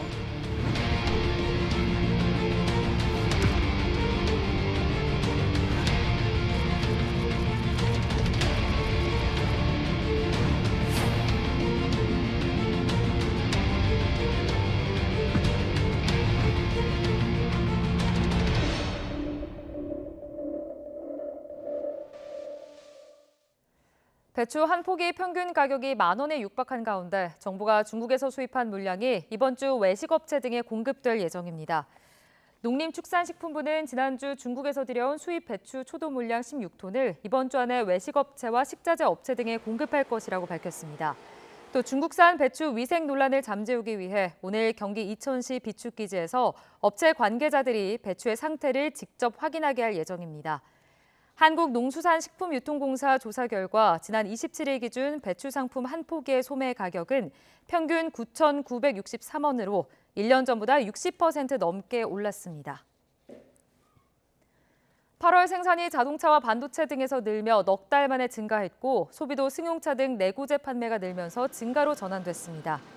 통계청이 발표한 8월 산업활동 동향에 따르면 전 산업 생산은 광공업과 서비스업 생산이 늘며 전월 대비 1.2% 증가했습니다. 광공업은 자동차와 반도체, 서비스업은 도소매와 숙박, 음식점 등이 증가했습니다. 소매 판매는 음식료품과 승용차 등에서 판매가 늘어 전월 대비 1.7% 증가했습니다. 설비 투자는 운송장비와 반도체 제조용 기계 등 기계류에서 투자가 모두 줄면서 전월 대비 5.4% 감소했습니다. 경기 불황으로 은행들의 대출 문턱이 높아지면서 카드사에서 돈을 빌리는 규모가 역대 최고치를 기록했습니다. 문제는 연체율까지 눈덩이처럼 불어나면서 전반적인 부실 우려를 키우고 있습니다. 황보혜경 기자입니다. 자영업자나 신용도가 낮은 금융 취약계층이 급전을 빌릴 때 주로 찾는 카드사 대출입니다. 지난달 말 기준 카드론이나 현금 서비스 등 국내 카드 대출 금액이 44조 6천여억 원으로 집계됐습니다. 금융당국이 관련 통계를 내놓은 2003년 이후 최대 규모로 장기 대출인 카드론이 대부분입니다. 대출 규제로 제1금융권 등에서 돈을 빌리기 어려워지면서 수요가 카드론으로 몰리고 있다는 분석입니다. 문제는 대출금을 제때 갚지 못하는 차주들도 덩달아 증가 추세입니다. 지난달 말 기준 카드 대출금을 한 달 넘게 못 갚은 비율은 3.1%, 1조 4천억 원으로 4년 연속 오름세입니다. 자영업자 등의 상환 부담이 한계에 도달했다는 의미로 금융권 전반으로 부실이 확대할 수 있다는 우려가 나옵니다. 여러 금융기관에서 최대 한도로 대출을 끌어다 썼기 때문에 가장 금리가 높은 카드론부터 연체가 걸리기 시작하면 다른 대출들도 상환하기 어려워가지고 금융기관으로 부실이 전이될 가능성도 있다고 봅니다. 실제로 금융기관에서 대출받았다가 빚을 갚지 못해 채무조정 절차에 들어간 차주는 올해 들어 11만 명을 넘어섰습니다. 금융당국이 부랴부랴 카드론 제동 걸기에 나선 가운데 한계에 내몰린 취약 차주들이 불법 사금융까지 손대는 것은 시간 문제라는 지적이 나오고 있습니다. YTN 황보혜경입니다. 경기 부양에 나선 중국 중앙은행이 부동산 시장 활성화를 위해 대출 금리를 낮추기로 했습니다. 중국인민은행은 금리 인하 조치가 생애 첫 주택뿐만 아니라 두 번째와 그 이상 주택에도 적용되며 18개 전국 범위 상업은행이 원칙적으로 10월 12일까지는 각자의 금리 조정 세부 사항을 발표해야 한다고 설명했습니다. 이렇게 되면 부동산 대출 금리 평균 인하폭이 대략 0.5%포인트 안팎이 될 것이라고 내다봤습니다.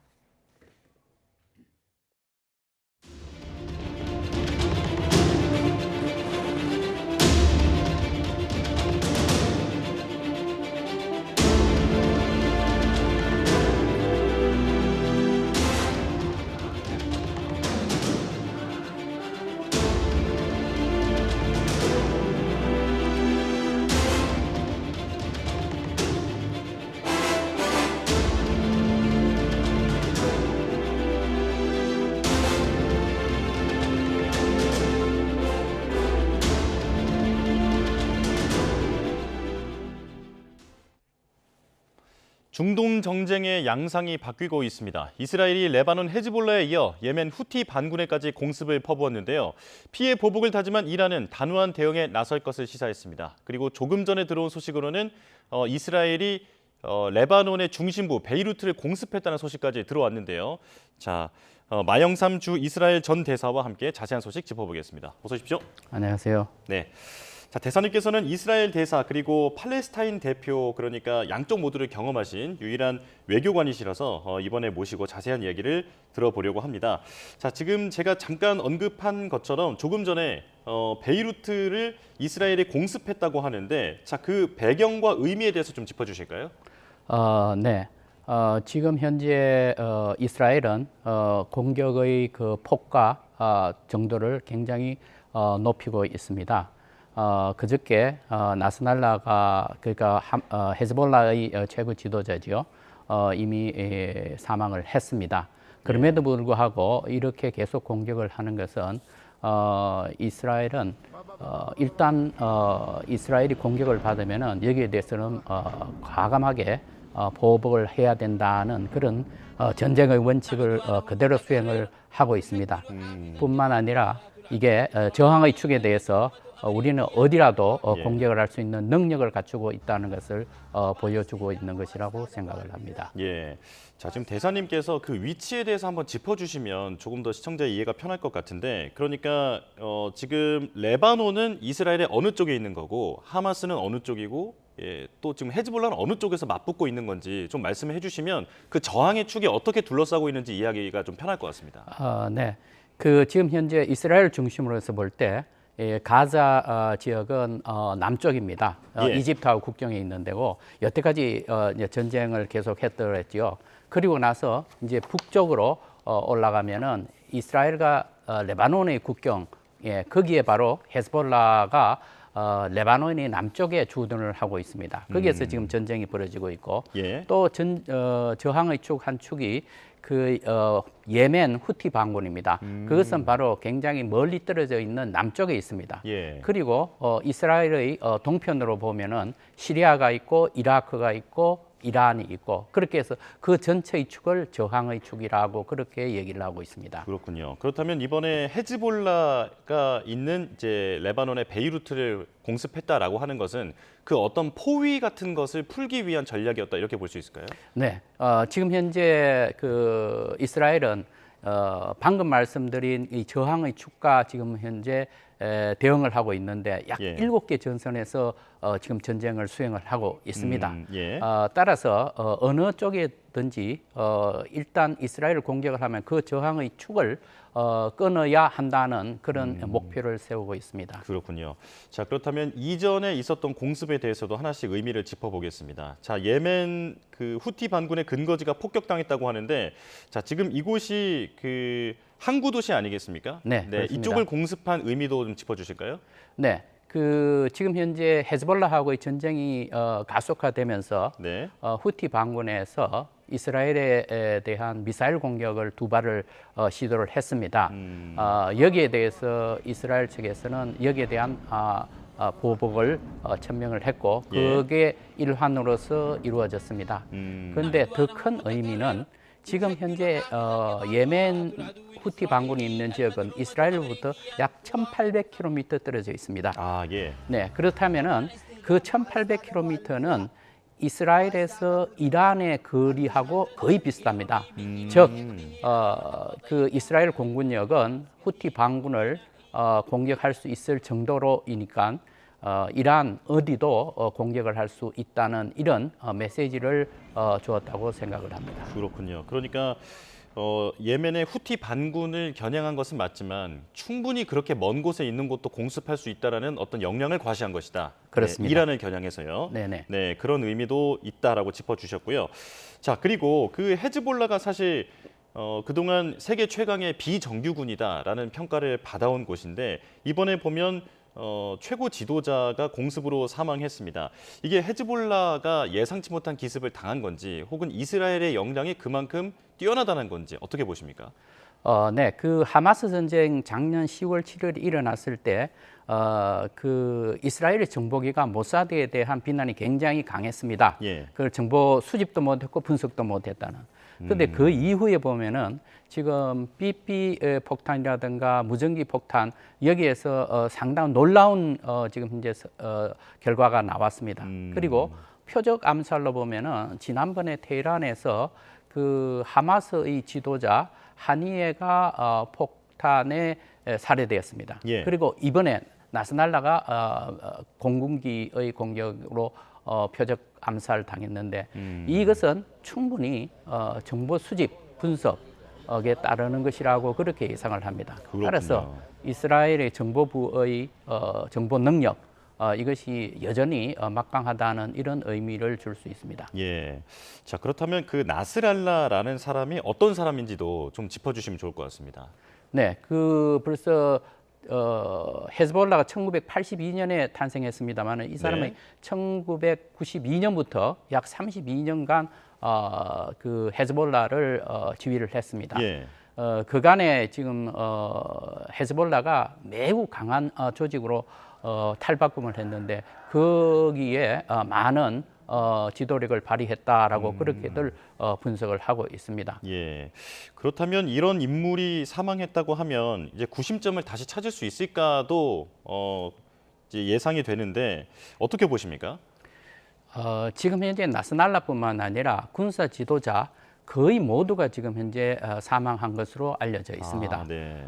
따라서 이 지휘 체제를 복원하는 데만 해도 상당한 시간이 걸릴 것으로 봅니다. 예. 그러나 네. 헤즈볼라는 막강한 조직입니다. 그렇기 때문에 충원을 하고 또 지휘관을 바꾸고 교체하고 이렇게 하는데 시간은 걸릴 뿐이지 예. 일정한 시간이 지나면은 옛날의 그 전력을 다시 보강을 할 수 있을 것으로 봅니다. 그렇군요. 자, 이란은 이스라엘을 침략자 정권으로 규정하면서 지금 보복을 천명한 상황입니다. 참 이란과 이스라엘이 맞붙을 가능성에 대해서는 어떻게 보십니까? 네, 이미 이제 이란 카메이니 최고 지도자는 이슬람권이 모두 협력을 해서 이스라엘에 대적을 해야 된다라고 그렇게 천명을 했습니다. 예. 그런데 이란으로서도 상당히 어려운 이제 측면이 있습니다. 왜냐하면은 지금 현재 국민들 경제가 굉장히 어렵기 때문에 예. 이걸 국제사회의 경제 제재로부터 헤어나야 되고 그러기 위해서는 미국과 관계를 개선을 해야 되고 그 핵 협정을 복원시켜야 되는 이런 막중한 임무를 현 이란의 체제가 안고 있습니다.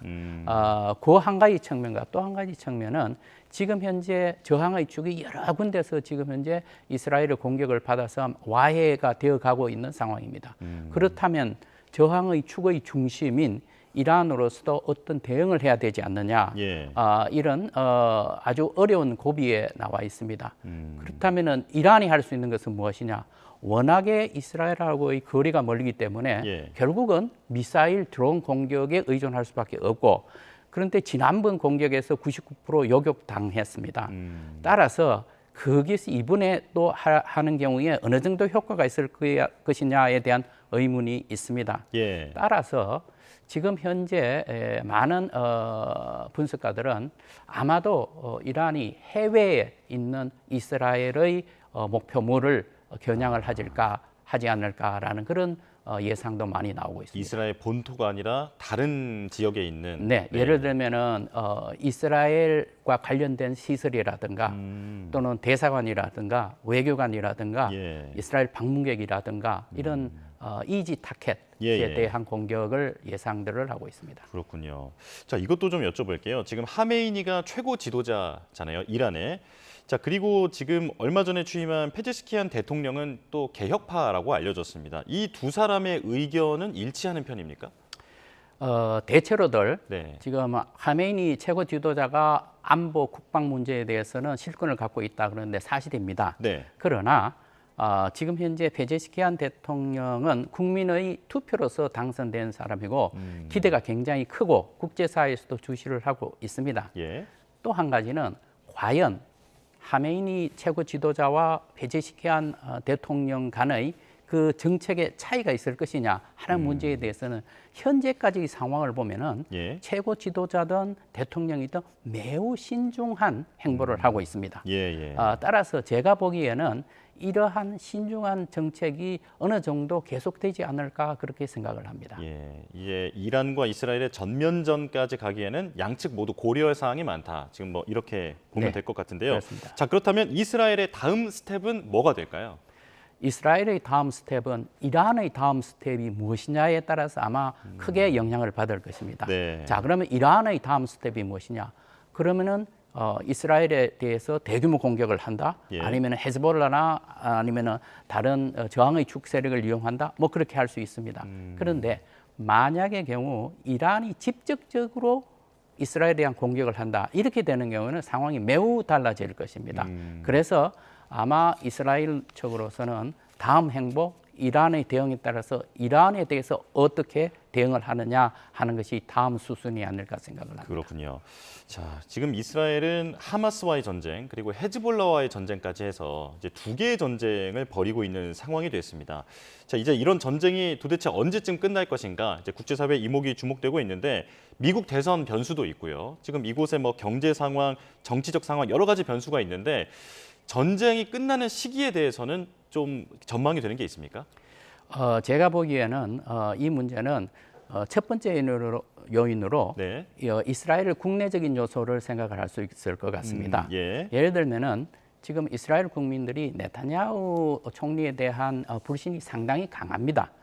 최근에 강경한 공격 때문에 인기가 올라가고 있다고 하지만 여전히 불신이 깊습니다. 그래서 여기에는 보면 1년간 지금 현재 전쟁이 계속되고 있고 그리고 인질이 아직도 다 풀려나지 못하고 있고 그래서 국민들의 저항이 있고 뿐만 아니라 전쟁이 계속됨으로 말미암아 여기에는 경제적인 손실도 굉장히 큽니다. 예비군 동원을 해야 되는데 경제 산업 전선이 잘 돌아가지 않습니다. 그래서 이런 국내적인 요인이 있고 또 한 가지는 결국은 미국의 대선이라고 생각을 합니다. 지금 바이든 대통령의 영향력은 상당히 위축되어 있습니다만은 대통령 선거가 끝나서 해리스가 당선이 되든 트럼프가 당선이 되든 이 당선이 되는 시점이라고 하는 것은 앞으로 최소한 4년 또는 8년간의 그 기간 동안에 이 사람들이 영향력을 행사할 것입니다. 그렇다면 전쟁이 끝나자마자 이스라엘은 미국과의 코디네이션을 훨씬 더 강하게 해야 되는 그런 막중한 그 순간에 처하게 될 것입니다. 자, 정말 다채로운 어떤 그런 방정식이다 이렇게 이해를 하면 될 것 같은데요. 자, 예측 불허의 상황 관심 있게 지켜봐야겠습니다. 자, 지금까지 주 이스라엘 대사, 주 팔레스타인 대표를 맡은 마영삼 전 대사와 함께했습니다. 고맙습니다. 네, 수고하십시오.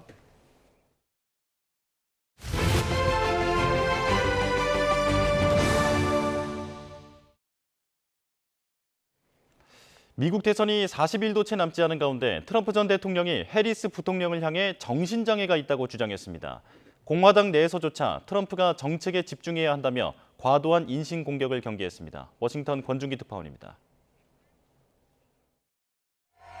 트럼프 전 대통령은 위스콘신에 이어 펜실베니아주 유세에서도 해리스가 정신적으로 손상을 입었다고 주장했습니다. 정신장애 표현이 도를 넘었다는 지적에도 연이틀 공격을 이어간 겁니다. Crooked Joe Biden became mentally impaired, sad. But Lion Kamala Harris, honestly, I believe she was born that way. There's something wrong with Kamala. 자신의 주장을 뒷받침하려는 듯 해리스가 괴이하게 웃는 영상도 곧이어 틀었습니다. 민주당은 물론 트럼프 측근마저 해리스에 대한 정신장애 공격은 부적절하다고 지적했습니다. Donald Trump talked about mental impairment yesterday. I think whenever he says things like that, he's talking about himself, but trying to project it onto others. What do you think about that rhetoric? I just think the better course to take is to prosecute the case that her policies are destroying the country. They're crazy liberal. 미국 장애인협회도 성명을 내고 트럼프의 공격이 장애인에 대한 혐오와 편견을 부추긴다고 비판했습니다. 이런 가운데 뉴욕타임스는 공화당이 미국 전역에서 투표 규칙에 대한 무더기 소송에 나서고 있는 점을 주목했습니다. 올해 제기한 소송만 90여 건으로 주로 민주당원일 가능성이 높은 유권자 자격을 박탈하는 데 집중돼 있습니다. 뉴욕타임스는 트럼프가 대선에서 패배할 경우 선거 불복을 위한 밑밥 깔기라며 불법 투표를 주장하기 위한 포석으로 관측했습니다. 최근 해리스가 앞서는 여론조사가 잇따른 가운데 이번엔 트럼프가 경합주 7곳 가운데 5곳에서 우위를 보인다는 조사 결과가 나와 승부 예측을 더욱 어렵게 만들었습니다. 워싱턴에서 YTN 권준기입니다. 미국의 39대 대통령인 지미 카터가 현지 시간으로 내일 100세 생일을 맞이합니다. 1924년 10월 1일 생인 카터 전 대통령은 조지아주 플레인스 자택에서 100번째 생일 케이크를 자릅니다. 피부암을 앓아온 카터 전 대통령은 지난해 2월부터 연명 치료를 중단하고 호스피스 케어를 받아왔으며 지난해 11월에는 평생의 동반자였던 로절린 여사를 먼저 떠나보내는 아픔을 겪었습니다. 카터의 손자 제이슨 카터는 할아버지가 생의 끈을 놓지 않고 있는 이유로 미국 첫 여성 대통령이자 아시아계 혈통의 첫 대통령 탄생을 보고 싶어 하기 때문이라며 해리스 지지 입장을 거듭 전했습니다. 최근 유럽에서 극우 열풍이 이어지는 가운데 오스트리아 총선에서도 극우 성향 정당이 1위를 할 것으로 예상됩니다. 외신에 따르면 현지 시간 29일 치러진 오스트리아 총선의 출구조사 결과 극우 성향 자유당이 29.1%를 득표할 것으로 전망됐습니다. 이어 총리를 배출한 중도 보수 성향의 국민당이 26.2%, 중도 좌파 성향인 사회민주당이 20.4%로 나타났습니다. 자유당은 반이민 정책을 주장하고 유럽연합 EU에 비판적이며 전쟁 중인 우크라이나 지원에 반대하는 등 극우 민족주의 성향의 정치 노선을 표방합니다. 이시바 시게루 신임 일본 자민당 총재는 극우 정치인 등과는 결을 달리하는 온건파로 평가받고 있습니다. 반면 핵 공유 등을 강조하며 방위력 강화에는 기시다 총리보다 더 강경한 입장이어서 주변국과의 또 다른 갈등을 일으킬 수 있다는 지적도 나옵니다. 도쿄에서 김세호 특파원의 보도입니다. 이시바 시게루 신임 자민당 총재는 야스쿠니 신사를 참배하지 않는 정치인 가운데 한 명입니다. 또 일본이 한국을 합병한 역사를 이해해야 한다고 강조하는 등 역사인식도 온건하다는 평가입니다. 방위청 부장관과 방위상을 역임한 이시바 총재는 안보 분야 전문가로 꼽히는데 일본의 방위력 강화에 목소리를 높여왔습니다. 중국, 러시아, 북한의 위협을 언급하며 아시아 내 집단 안보 체제가 필요하다고 거듭 밝혔습니다.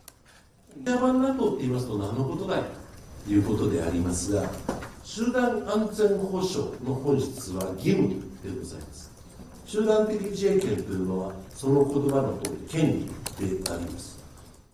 특히 아시아에는 북대서양 조약기구 나토와 같은 집단 방어 체제가 없고 상호 방호 의무가 없어 전쟁이 일어나기 쉬운 상태라고 설명했습니다. 이시바 총재는 미국의 핵무기를 반입해 자국에서 공동 운영하는 핵 공유 필요성도 강조했습니다. 핵무기의 제조, 보유, 반입을 금지한 일본의 비핵화 3원칙과 맞지 않는다며 선을 긋는 기시다 총리의 입장보다 한층 강경합니다. 또 전력 보유를 금지한 헌법 조항을 삭제하고 자위대를 국방군으로 바꿔야 한다고도 주장합니다. 비핵화 3원칙과 평화헌법 위배 논란에도 방위력 강화에 어떤 후보들보다 강한 목소리를 냈던 이시바 총리. 한국을 비롯한 주변국과 새로운 갈등을 일으킬 수 있다는 지적이 나옵니다. 도쿄에서 YTN 김세호입니다. 이처럼 일본 기시다 총리 후임으로 온건파인 이시바 전 자민당 간사장이 선출되면서 향후 한일 관계 개선 기조는 유지될 것이라는 전망이 우세합니다.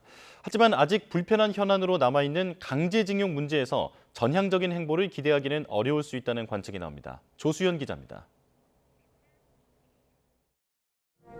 지난 2년간 윤석열 대통령과 기시다 후미오 일본 전 총리는 12차례의 정상회담을 거치며 오랫동안 경색됐던 한일 관계를 복원시켰습니다. 온건 보수로 분류되는 이시바 시게루 신임 총리 정부에서도 관계 개선 기조는 유지될 것이라는 분석에 힘이 실립니다. 특히 내년 한일 국교 정상화 60주년을 계기로 이시바 내각은 양국 간 교류 협력 강화에 적극적으로 나설 것으로 예상됩니다. 좋은 방향으로 가지 않을까. 다른 후보들보다는 훨씬 더 한일 관계에 우호적인 분이시라고 저는 보고 있거든요. 하지만 과거사 문제가 이런 동력에 영향을 주는 변수가 될 전망입니다. 일단 현재 추진 중인 사도광산 노동자 추도식에 일본이 한국의 입장을 얼마나 반영할지가 관심입니다. 강제징용 배상 문제에선 피해자들이 바라는 수준의 성의 있는 호응, 즉 일본 정부의 사죄와 전범 기업들의 기금 참여를 끌어내는 게 쉽지 않아 보입니다. 이시바는 과거 의원 시절 때 과거사 문제의 사죄의 필요성을 언급한 바 있지만 당내 지지 기반이 약한 비주류로서 총리직에 오른 뒤 행동에 나설 수 있을지 미지수입니다.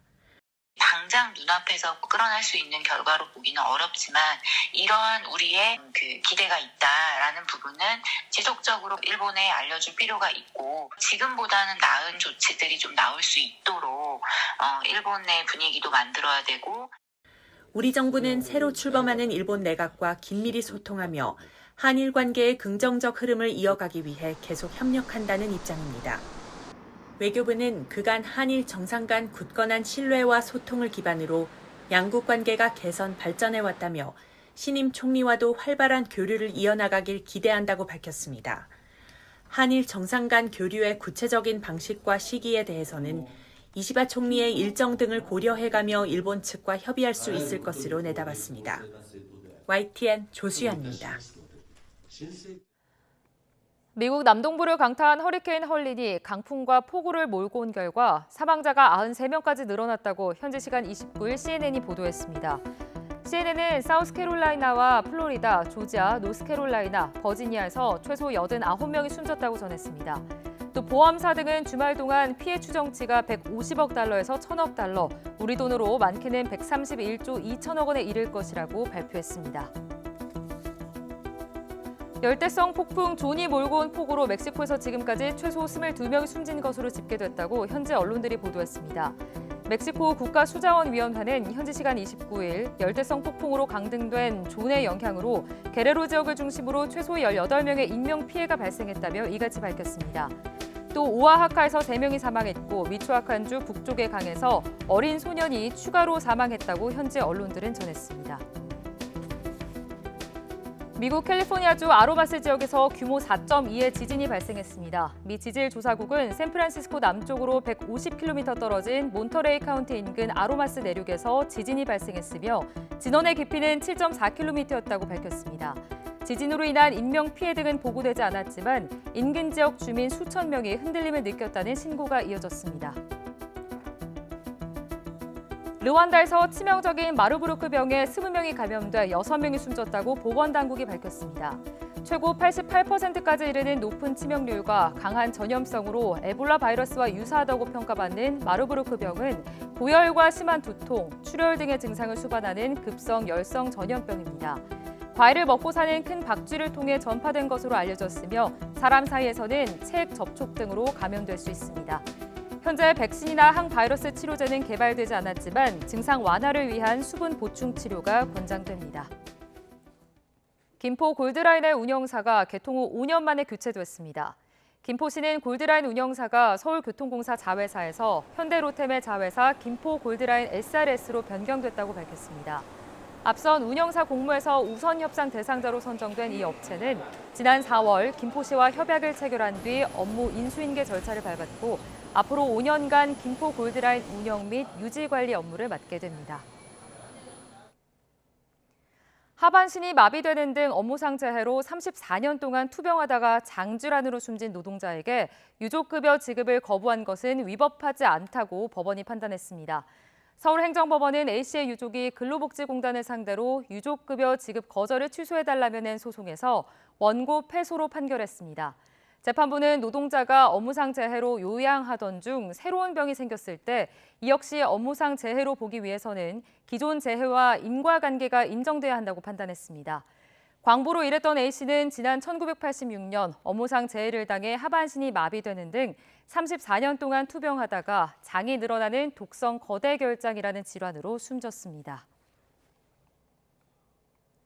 검찰이 기소를 취소한 범죄는 증거를 새롭게 확보하지 않은 이상 다시 재판에 넘길 수 없다고 대법원의 판단이 나왔습니다.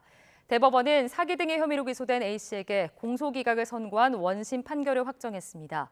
재판부는 공소 취소 후 재기소는 불안정한 지위에 놓일 수 있는 피고인의 인권과 법적 안전성을 보장한다는 관점에서 엄격히 해석해야 한다고 지적했습니다. 형사소송법상 검사는 공소가 취소된 뒤 해당 범죄 사실에 대한 다른 중요한 증거를 발견한 경우에 한해 다시 공소를 제기할 수 있습니다.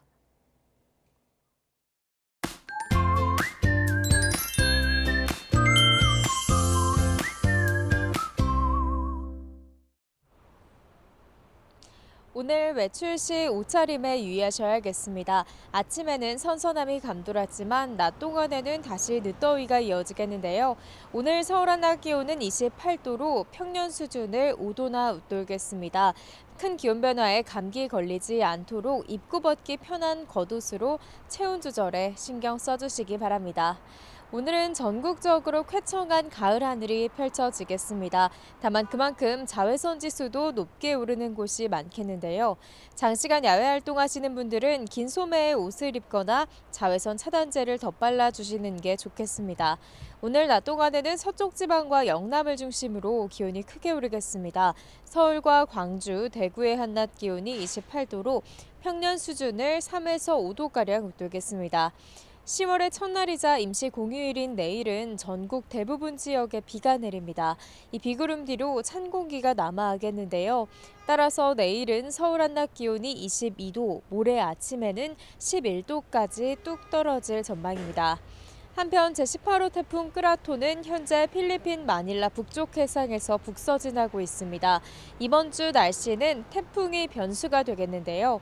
태풍 끄라토는 주 중반쯤 타이완 동쪽 해상까지 북상하다 방향을 틀어 우리나라를 향해 북동진할 것으로 보입니다. 아직 태풍의 경로가 무척 유동적이지만 주 후반 한반도에 영향을 줄 가능성이 있는 만큼 앞으로 발표되는 최신 태풍 정보를 잘 확인해 주시기 바랍니다. 당분간 제주도 해안에서는 너울성 파도가 높게 일겠습니다. 이 지역에 계신 분들은 해안가 접근에 자제하는 등 해안가 안전사고에 유의해 주시기 바랍니다. 지금까지 서울 상암동 야외 스튜디오에서 YTN 윤수빈입니다. 뉴스업 월요일 순서 마칩니다. 내일 다시 뵙겠습니다. 시청해 주신 여러분 고맙습니다.